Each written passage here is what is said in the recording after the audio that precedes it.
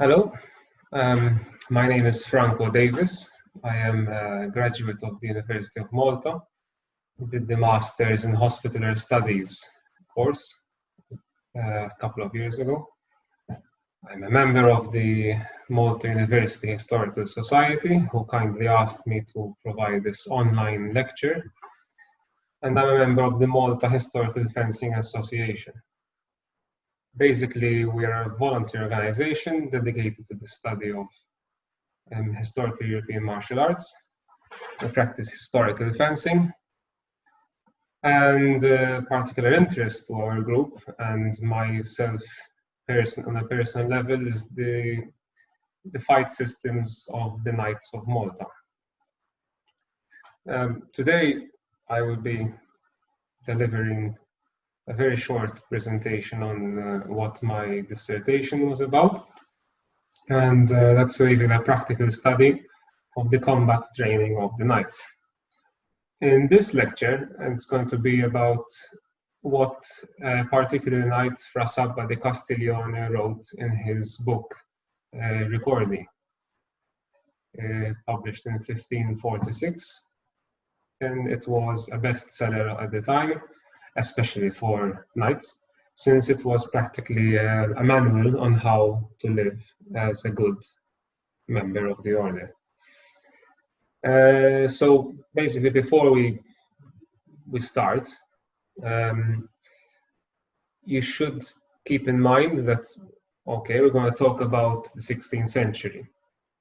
And this was a time where the philosophy of the time, the way of life of especially nobles at the time, was of them being an exclusive class, and that a knight was an obvious good fighter, you could say, by right. Were they really? Yes, okay, because we have very good evidence about their professionalism, professional fighting skills. In the case of the order, since they were in secular knights, they were in a convent, you could say. And you could say they had more training than the average knight. This is just a theory. You should also remember that the 16th century is a time of the military revolution. So you had firepower, firearms, and these brought war a bit more to balance.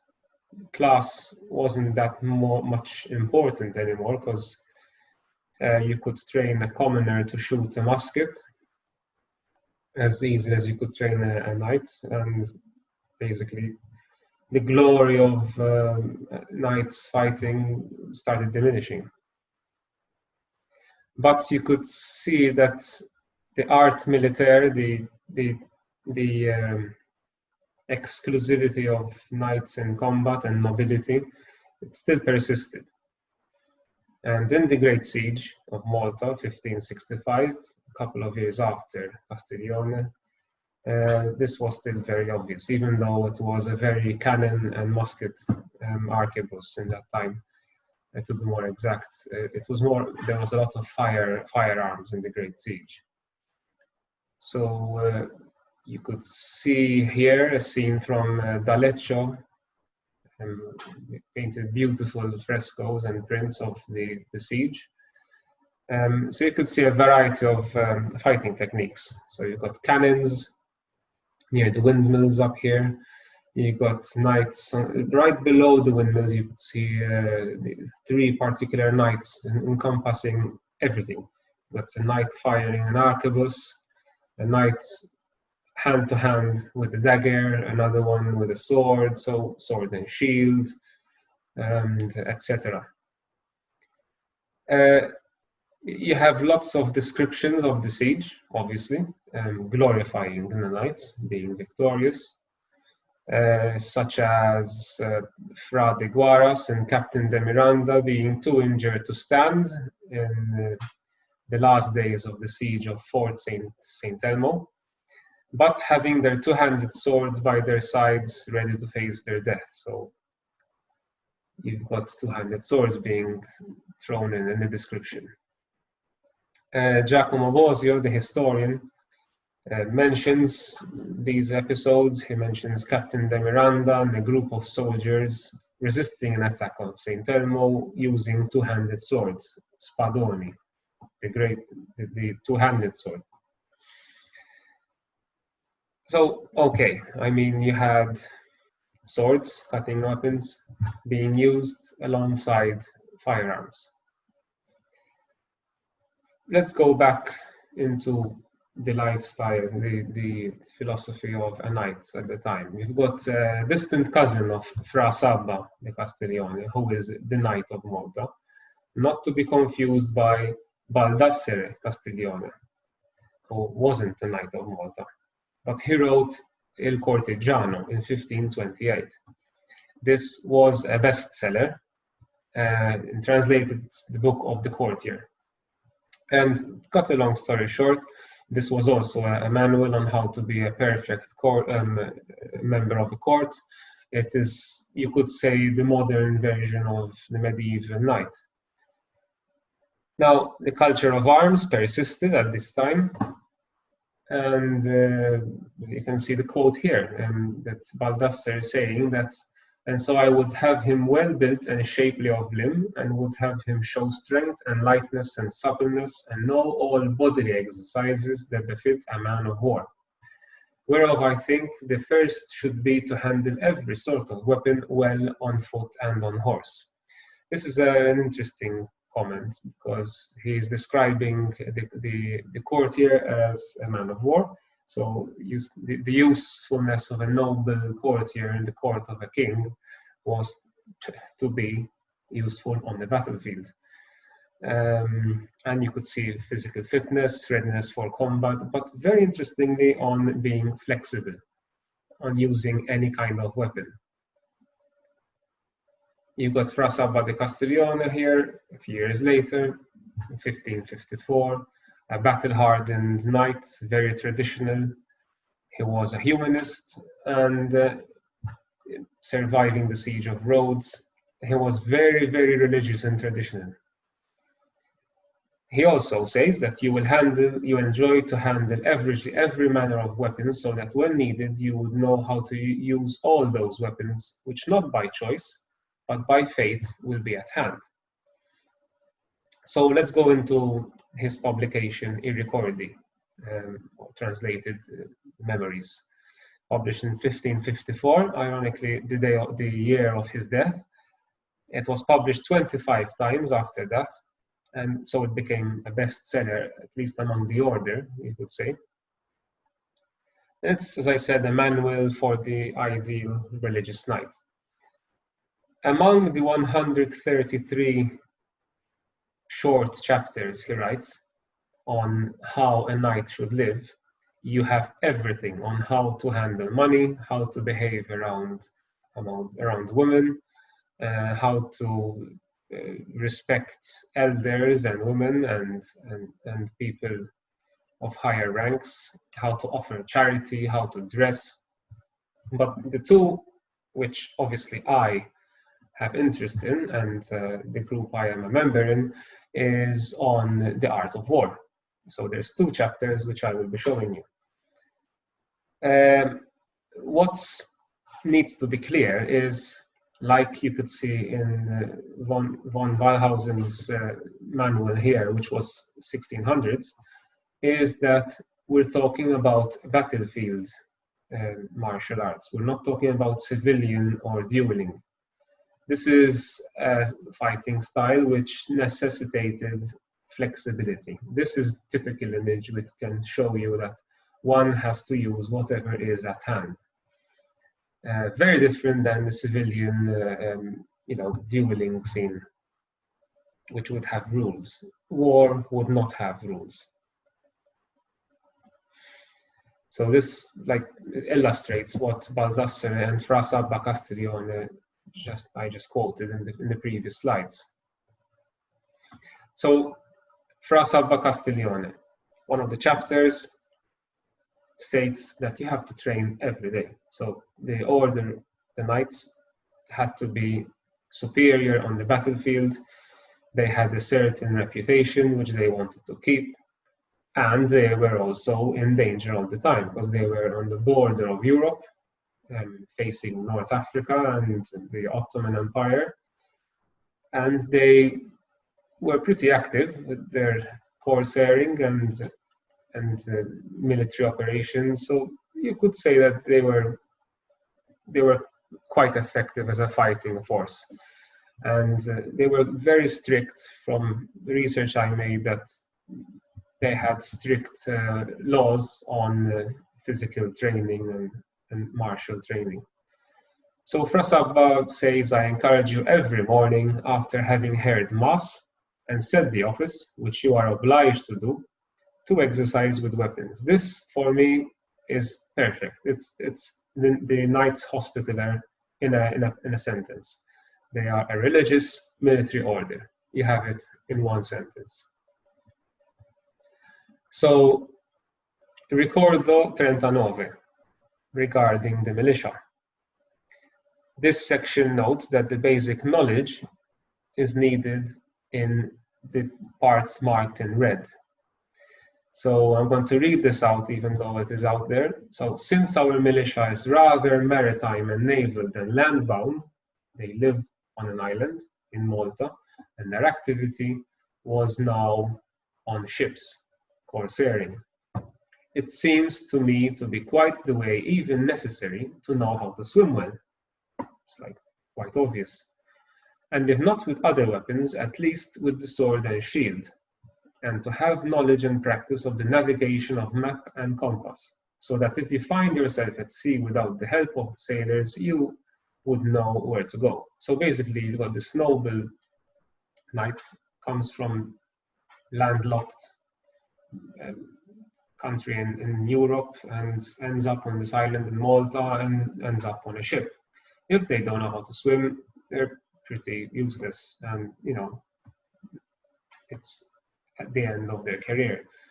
Now, that's a bit unclear on the sword and shield. Some people would say that if not with other weapons, you should at least have skill with the sword and shield. But it also means swimming with the sword and shield in that sentence. So it could mean both. To be fair, both are pretty valid in the scenario. In the last part of the sentence, he states about horse riding. Even though in your militia, the Knights of Malta, in Malta, riding is not very necessary, both for any occurrence and for having the title of knighthood, traditional, I would praise very much knowing how to ride. It would be very embarrassing if a knight of Malta would not know how to ride a horse. So, yes, sword and shield, it's very basic, and also being knowledgeable of the sea. Now, the other one is followed by Circa Esercizio Corporale, regarding physical exercise. This is very, very interesting to me and to the group I belong to, because it gives us a snapshot of what the order had as standard in military, in martial training. So the translation, to make life easy, is this, Ricordo 40, chapter 40 in his book, regarding physical exercise. So this is the crux of the whole presentation here. So I encourage you every morning after having heard Mass and said the office to exercise with weapons. Here we go, such as swords and large bucklers. The literal translator there, so that it is clear, spada e brocchieri grandi, sword and square shield, spada e targa. The square shield, not the targ, it's called the Highlands. Sword and round shield, spada e rotella, sword and cape, which is very interesting because that is a civilian combination, spada e cappa. Two-handed swords, spade di due mani, so the large ones. Picca, azza, and mazza, so pike, poleaxe, and mace. And he continues that you will enjoy throwing the spear, the javelin, shoot the crossbow, musket, and Turkish bow. And he continues, You will enjoy wrestling, lotta, to run, to jump a hurdle, saltare a un salto, grappling with daggers and other short weapons so you can use them when cornered. And obviously he ends with, and all these exercises you can do so at a good pace, so that in all needs they can serve you and help you. In short, this is still quoting, you will enjoy handling averagely every manner of weapon, so that when needed, you would know how to use all those weapons, which not by choice, but by fate will be at hand. Because one knows the good knight in arms when he is worthy with all kinds of weapons. This is a summary, and I cannot say we do all of them in our association, but we do pretty much most. And basically, it's representing the historical martial arts of the time, at least of the 1500s. What I said is interesting. Sword and cape is pretty civilian in nature, but you have the time where it was sword fighting, at least, and edged weapons was moving from military to civilian in these times. The birth of the rapier, you could say as well. But you have all these warlike weapon combinations, which in at least 20 years later, 1565, were still being used, and we have evidence of them being used, such as the alfrescoes and the descriptions. So you've got the example here, basically, is a scene from the Great Siege. That's an attack on Senglia, one of the 3 cities of today. And you have, as I said, sword and shield combinations, muskets, dagger, and if you look at it, it's a pretty desperate scene, to be fair.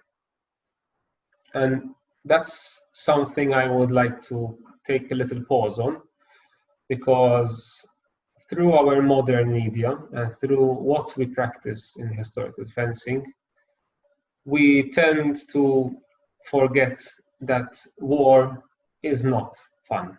It is not a hobby. For us, it is a hobby. It is a martial art which we practice.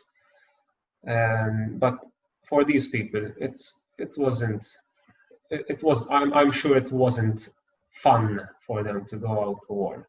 And we're living at a time at the moment, I mean, everyone is locked at home and contemplating in a time of reflection. One of the things that we reflect, and that's very important for the historical society, is that history teaches us a lot, especially to try and not repeat the same mistakes.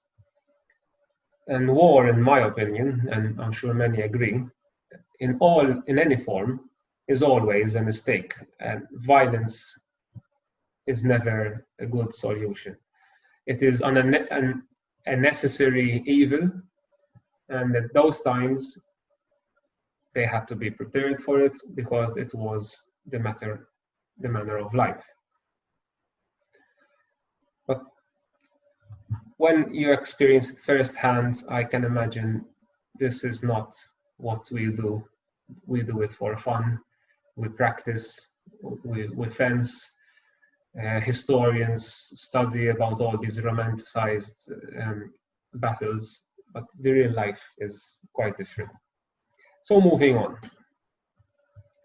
Part 2 of this lecture, which will not be done today, it will be presented next time, will be presented by Maestro Andrei Schwierup. He's my teacher in historical fencing, and he will be actually showing you visually some of the weapon combinations which Fra Sabba de Castiglione stated in his book, which is what I showed you today.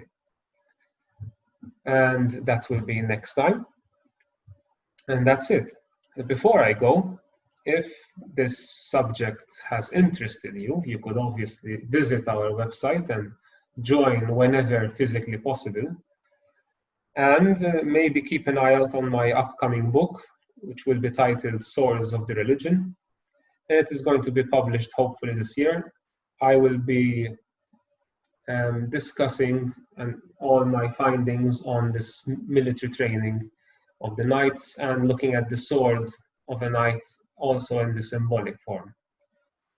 So it was a pleasure speaking for the society. I would like to ask everyone to keep safe and also use your time to enrich yourselves. Let's not waste time. And I hope you have a good afternoon or evening.